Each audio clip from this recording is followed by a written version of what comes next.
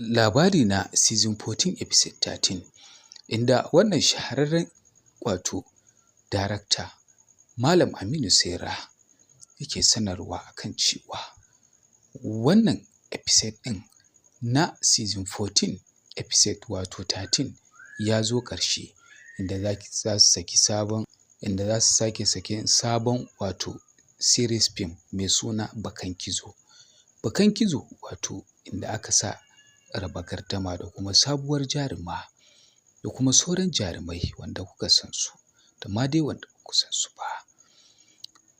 Shi Bakan Gizo shi ma yana tafiya ne a game da lamari na soyayya, inda da Firizdo da kuma Lukman da kuma Mummy Gombe suka fito za su taka rawar gani.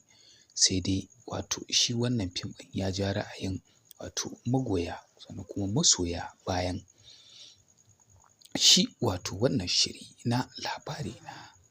Yau za a ɗaura muku wannan fim ɗin na Bakan Gizo a kan YouTube channel mai suna Asirin Movies.